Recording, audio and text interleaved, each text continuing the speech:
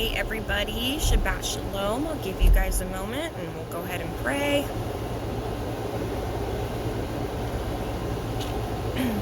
What did I do? There we go. Alright, let's go ahead and pray, you guys. Yahuwah, thank you for gathering us today. We ask you to send your Ruach upon this study and guide us. And whatever isn't from you, Yahuwah, please remove it from our lives. Please send your discernment upon my viewers today, Yahuwah. And in Yahushua's name we pray. Amen.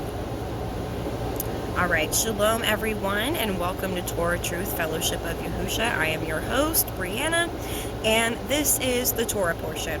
So last week we covered Genesis chapters 6 through 10, and then this week we're going to slow it down a little bit, and we're only going to cover 3 chapters this week. We're going to be discussing Genesis chapters 11 through 13 today, so let's go ahead and begin. If you have your Bible handy, or you would like to go ahead and grab your Bible, now is the time to go ahead and do so. We are going to be starting in Genesis chapter 11, so let's go ahead and read that. Give me a moment, I need a drink.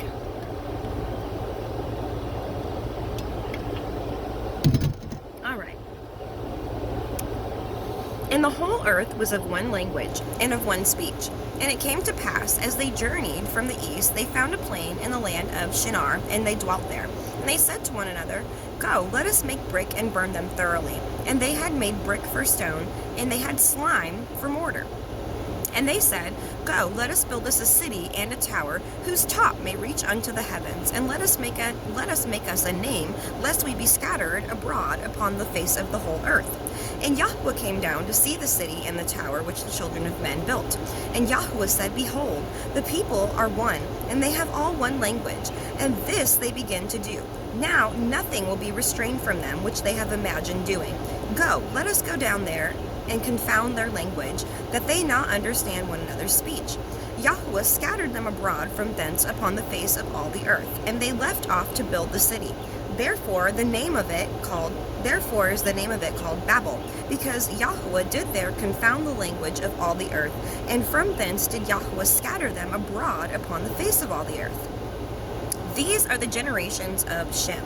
Shem was 100 years old and begat Arpachshad 2 years after the flood. And Shem lived after he begat Arpachshad 500 years and begat sons and daughters. And Arpachshad lived 35 years and begat Shalach. And Arpachshad lived after he begat Shalach 403 years and begat sons and daughters. And Shalach lived 30 years and begat Eber. And Shalach lived after he begat Eber 403 years and begat sons and daughters. And Eber lived 34 years and begat Peleg. And Eber lived after he begat Peleg 430 years and begat sons and daughters. And Peleg lived 30 years and begat Reu. And Peleg lived after he begot Reu 209 years and begot sons and daughters. And Reu lived 32 years and begot Serug. And Reu lived after he begot Serug 207 years and begot sons and daughters. And Serug lived 30 years and begot Nahor.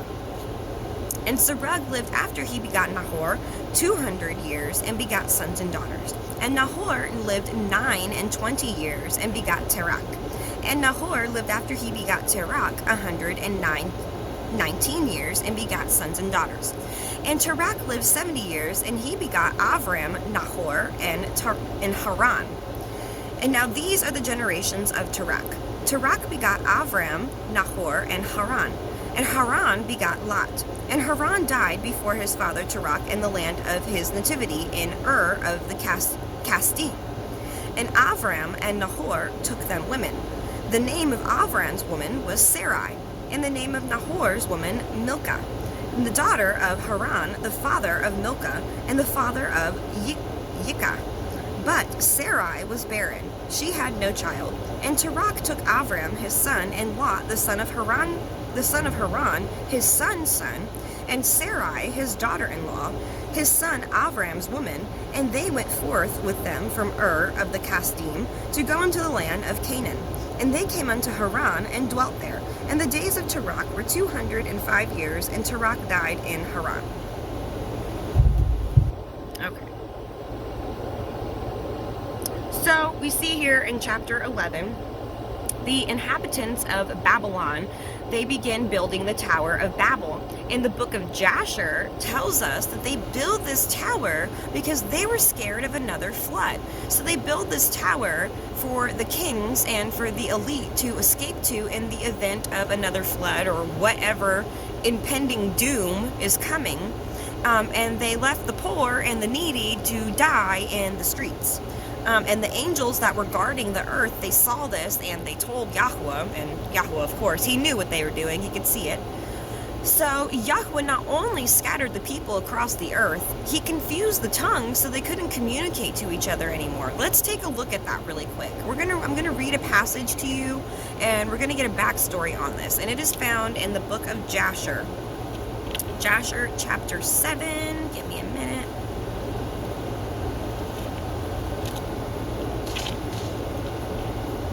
Jasher chapter 7. All right, let's see. And I'm going to call out the lines. So it is Jasher chapter 7. Oh, wait, hold on. Never mind. That's in chapter 8. Okay. So we're going to read chapter 7 first, lines 23 through 48. Let me go ahead and read that. 23 through 48. Right. All right, now we're going to start in 22. I lied. Nope, 21. All right, we're going to start 21 through 48. All right.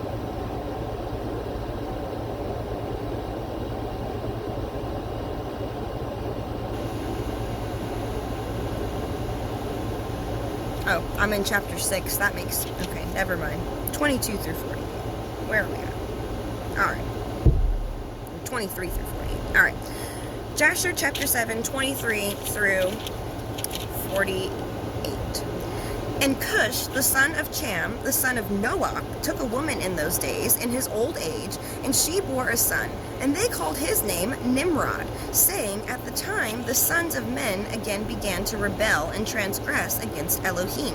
And the child grew up, and his father loved him exceedingly, for he was the son of his old age. And the garments of his skin, which Elohim had made for Adam and his woman, when they went out of the garden, were given to Cush. For after the death of Adam and his woman, the garments were given to Enoch, the son of Jared. And when Enoch was taken up to Elohim, he gave them to Methuselah, his son. At the death of Methuselah, Noach took them and brought them to the ark. And they were with him until he went out of the ark.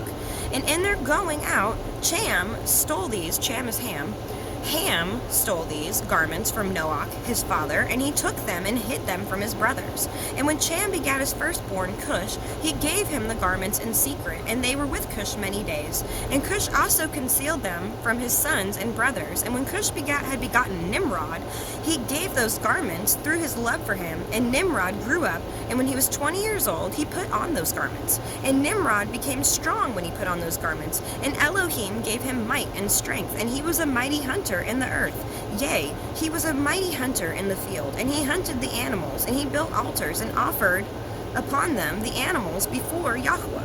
And Nimrod strengthened himself, and he rose up from amongst his brethren, and he fought the battles of his brethren against all their enemies round about. And Yahweh delivered all the enemies of his brethren in his hands, and Elohim prospered him from time to time in his battles, and he reigned upon the earth. Therefore it became current in those days, when a man ushered forth those that he had trained up for battle, he would say to them, like Elohim did to Nimrod, who was a mighty hunter in the earth, and who succeeded in battles that prevailed against his brethren, that he delivered them from the hands of their enemies. So may Elohim strengthen us and deliver us this day. And when Nimrod was 40 years old, at that time there was a war between his brethren, the children of Japheth, which was one of Noah's sons, so that they were in the power of their enemies. And Nimrod went forth at that time, and he assembled all the sons of Cush, Noah's other son, and their families, about 460 men. And he hired also from some of his friends and acquaintances about 80 men, and he gave them their hire, and he went with them to battle. And when he was on the road, Nimrod strengthened the hearts of the people that went with him. He said to them, do not fear, neither be alarmed, for all our enemies will be delivered into our hands, and you may do with them as you please. And all the men that went were about 500. And they fought against their enemies and destroyed them and subdued them. And Nimrod placed standing officers over them in their respective places. And he took some of the children of security. And they were all servants to Nimrod and to his brethren. And Nimrod and all the people that were with him turned homeward. And when Nimrod had joyfully returned from battle, after having conquered his enemies, all his brethren, together with those who knew him before, assembled to make him king over them. And they placed the regal crown upon his head. And he set over his subjects and people, princes, judges, and rulers, as it is the custom amongst kings. And he placed Terach, the son of Nahor, the prince of his host, and he dignified him and elevated him above all his princes. Now remember, Terach is the father of Abraham.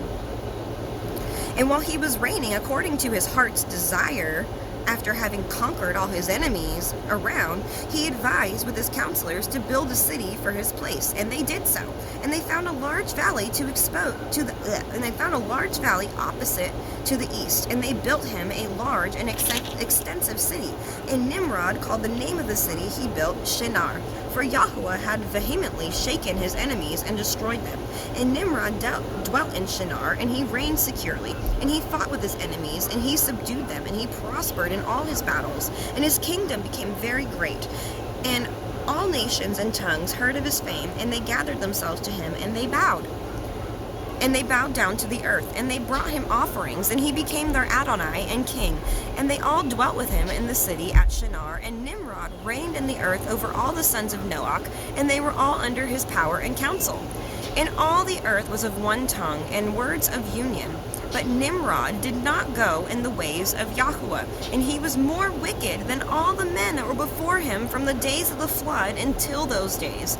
And he made Elohim of wood and stone, and he bowed down to them, and he rebelled against Yahweh, and taught all his subjects, the people of the earth, his wicked ways. And Mardon, his son, was more wicked than his father. And everyone that heard of the acts of Mardon, the son of Nimrod, would say concerning him, from wickedness goes forth wickedness. Therefore it became a proverb in the whole earth, saying, from wicked goes forth wickedness. And it was current in the words of men from that time to this. So yeah, we hear that. From wickedness goes forth wickedness. And then I also want to read a passage to you in chapter 8. I'm going to call out the lines to you. We're going to read Jasher chapter 8. It's going to be lines 8 through 6, lines 10, lines 10 through 12, lines 19 through 23, and lines 24 through 39. So let's go ahead and start 8 through 6.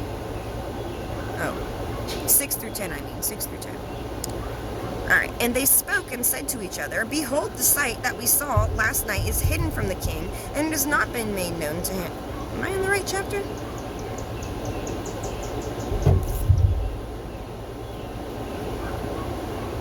Alright, yeah, never mind. And they spoke and they said to each other, behold, the sight that we saw last night is hidden from the king. It has not been made known to him. And should this thing get made known to the king in the latter days, he will say to us, why have you concealed this matter from me? And then we shall all suffer death. Therefore, now let us go and tell the king the sight which we saw and the interpretation thereof, and then shall remain clear. And they did so, and they all went to the king and bowed down to him. I am in Jasher. Okay. Yeah. I'm sorry. I'm getting myself confused. Don't worry about me. So this is when Abraham is born. There was a sign in the sky when Abraham was born, in line 8. And they did so, and they all went to the king and bowed down to him in the ground. And they said, may the king live, may the king live. We heard that a son was born to Terach, the son of Nahor, the prince of your host. And we yesternight came to his house, and we ate and drank and rejoiced with him that night. And when your servants went out from the house of Terach to our respective homes to abide there for the night, we lifted up our eyes to heaven, and we saw a great star coming from the east. And the same star ran with great speed and swallowed up 4 great stars from the 4 sides of the heavens.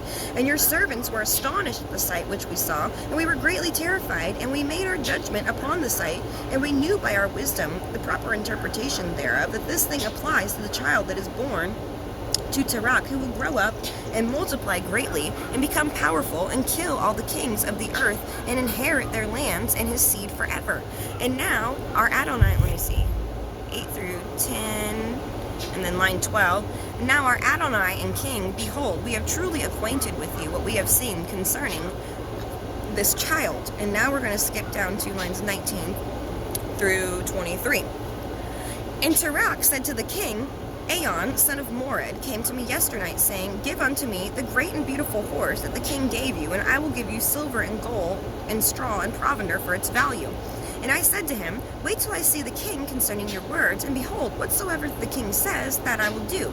And now, my Adonai the king, behold, I have made this thing known to you. The advice... Okay.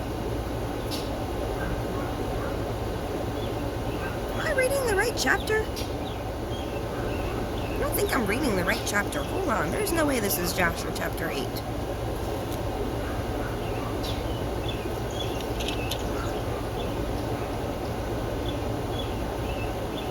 Okay, no, chapter 9. I'm sorry. I just read the wrong chapter. Chapter 9.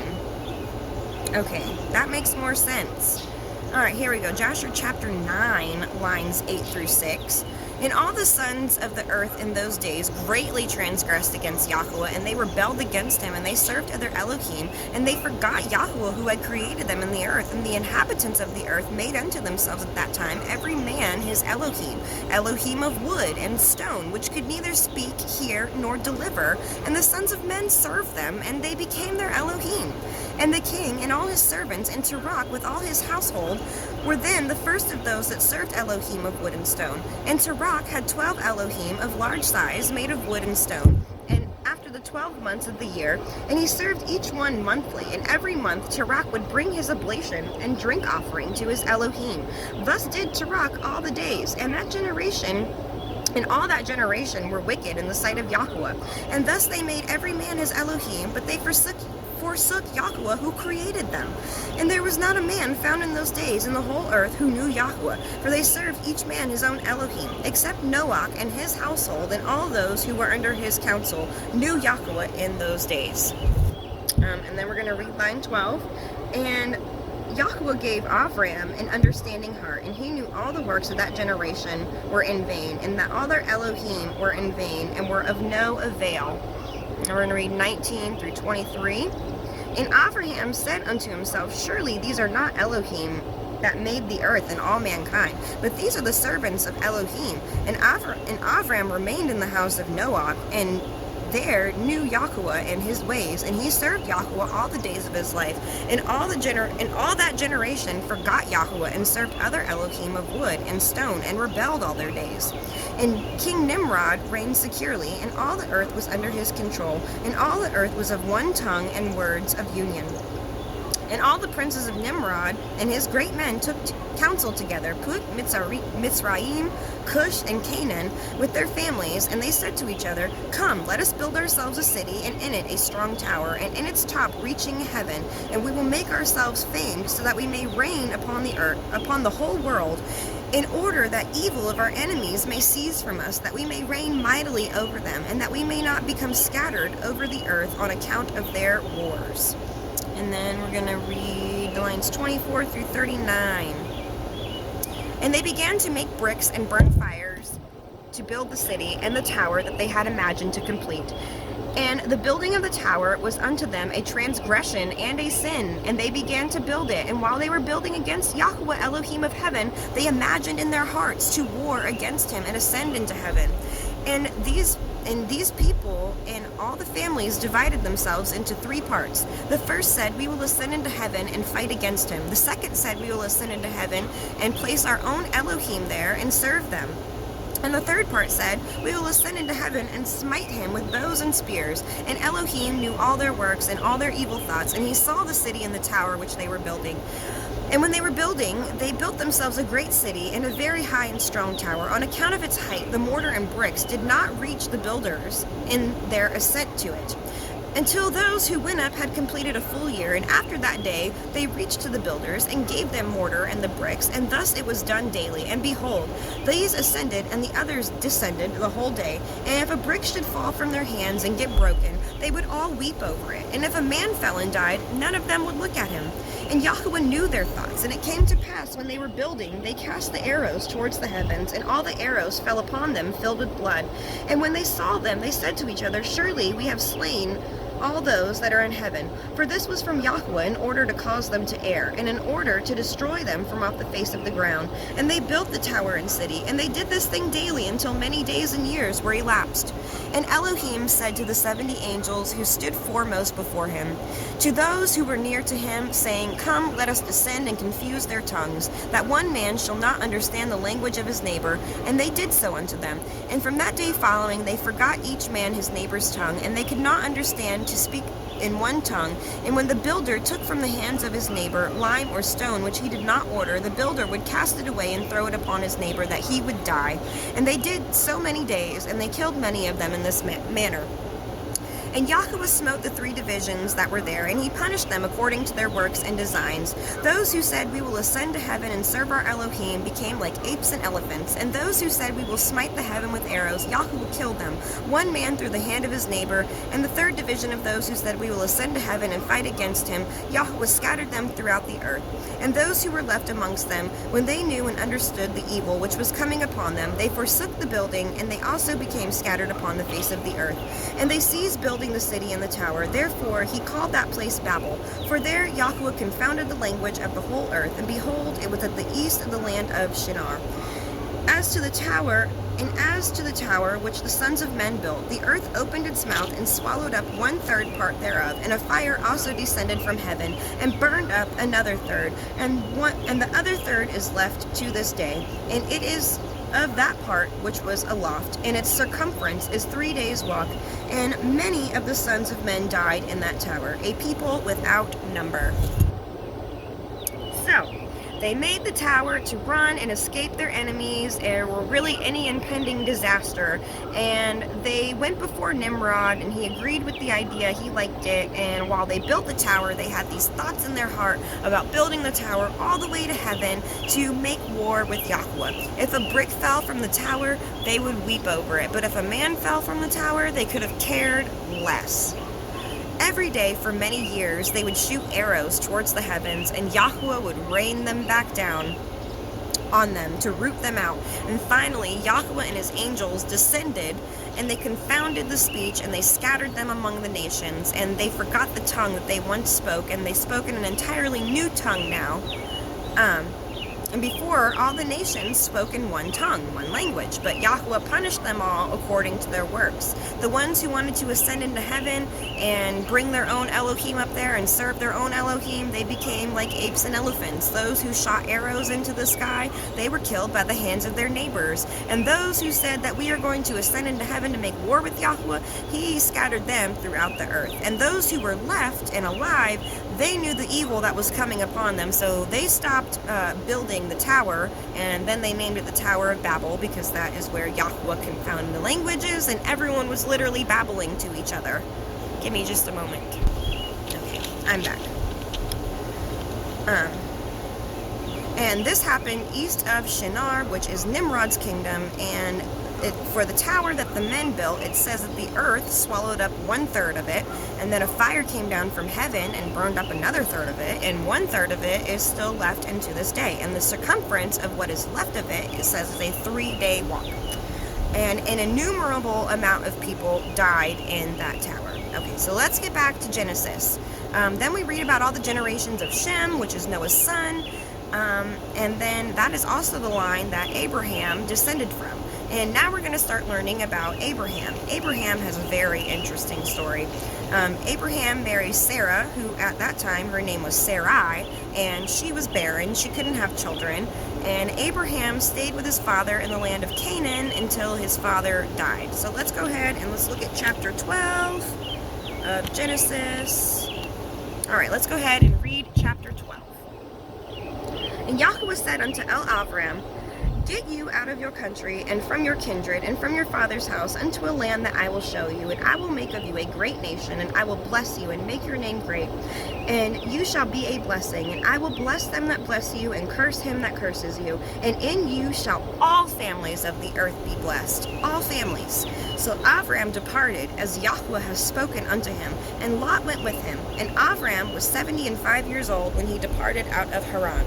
And Avram took Sarai his woman, and Lot his brother, and all their substance that they had gathered, and the souls that they had gotten in Haran, and they went forth to go into the land of Canaan, and into the land of Canaan they came. And Avram passed through the land unto the place of Shechem, unto the plain of Moreh. And the Canaanite was in the land. And Yahweh appeared unto Avram, and said, Unto your seed I will give this land. And there he built an altar unto Yahweh, who appeared to him. And he removed from thence unto a mountain on the east of Beit-El, which is Bethel. And he pitched his tent, having Beit-El on the west, and Ai on the east. And there he built an altar unto Yahweh, and called upon the name of Yahweh. And Avram journeyed, going on still toward Negev. And there was a famine in the land, and Avram went down into Mitzrayim to sojourn there. For the famine was grievous in the land. And it came to pass, when he was come near to enter into Mitzrayim, that he said unto Sarai his woman, Behold now, I know that you are a fair woman to look upon. Therefore it shall come to pass, when the Mitzrayim shall see you, and they shall say, This is his woman, and they will kill me, but they will save you alive. Say, I pray you, you are my sister, that it may be well with me for your sake, and my soul shall live because of you. And it came to pass that when Avram was come into Mitzrayim, the Mitzrayim beheld the woman, that she was very fair. And the princes also of Pharaoh saw her, and commended her before Pharaoh. And the woman was taken into Pharaoh's house. And he entreated Avram well for her sake. And he had sheep and oxen and he-asses, and men servants and maidservants and she-asses and camels. And Yahweh plagued Pharaoh and his house with great plagues because of Sarai, Avram's woman. And Pharaoh called Avram and said, What is it that you have done unto me? Why did you not tell me that she was your woman? Why said you, She is my sister? So I might have taken her to be my woman. Now therefore, behold, your woman, take her, and go your way. And Pharaoh commanded his men concerning him, and they sent him away, and his woman, and all that he had. So here Yahweh tells Abraham to gather his family, his wife, and his nephew, and all of their people that are with them, their men servants, maidservants, all that, and to get out of the land of Canaan and go into a land that I'm going to show you. So Abraham did exactly as he was told. He didn't question Yahweh, he just did as he was told to do. And they are passing through the plain of Moreh, and Yahweh tells Abraham, I will give you this land to your seed as well. So Abraham makes Yahweh an altar in that land, and then he calls upon Yahweh. And then there was a famine, so Abraham and his family, they sojourn in Mitzrayim, or Egypt. And Abraham lies about Sarah being his wife, because he didn't want Pharaoh to kill him for his wife. So he lies and says that it's his sister.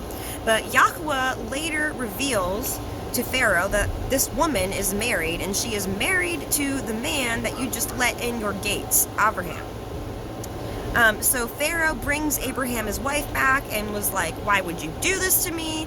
You almost made me commit a great sin. And because the sons of Mitzrayim, they're the sons of Noah, so they know Yahweh, they know his laws and his statutes and his ordinances, and they knew it was a sin to commit adultery because it always has been. And they knew the wrath of Yahweh was real. But don't be fooled. Do not be fooled. The Mitzrayim still did not follow Yahweh. They still were astray. Just because they kept some of the commandments doesn't make them in good standing, because they didn't keep all of them. They had their own laws, and they had their own traditions, and their own customs, and their own holidays and everything. They were basically like the first Pharisees almost. But they had the doctrine of demons instead. So anyways, after that, Pharaoh tells Abraham and his wife, hey, y'all gotta go. What you did was wrong, so, y'all have to get out of here. I can't be having this going on in my house. Y'all gotta go. So he sends Abraham and Lot and his woman on his way. So now we're gonna move on to chapter 13 finally. Let's go ahead and read chapter 13. And Avram went up out of Mitzrayim, he and his woman and all that he had, and Lot with him into Negev. And Avram was very rich in cattle, and silver, and in gold.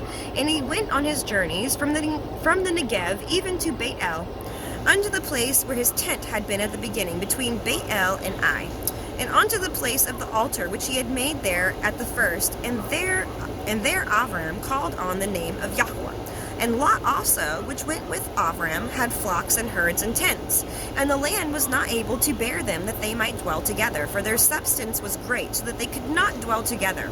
And there was strife between the herdsmen of Avram's cattle and the herdsmen of Lot's cattle. And the Canaanite and the Perizzite dwelled in the land. And Avram said unto Lot, Let there be no strife, I pray you, between me and you, and between my herdsmen and your herdsmen, for we be brethren. Is not the whole land before you? Separate yourself, I pray you, from me.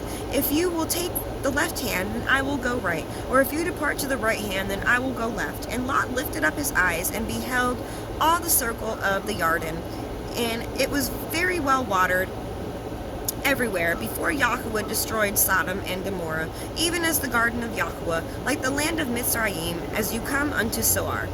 Then Lot chose him all the circle of the Jordan, and Lot journeyed east, and they separated themselves, the one from the other. Avram dwelt in the land of Canaan, and Lot dwelt in the cities of the circle of the Jordan, and pitched his tent toward Sodom. But the men of Sodom were wicked and sinners before Yahweh exceedingly. And Yahweh said unto Avram, after Lot was separated from him, Lift up your eyes now, and look from the place where you are northward and southward and eastward and westward.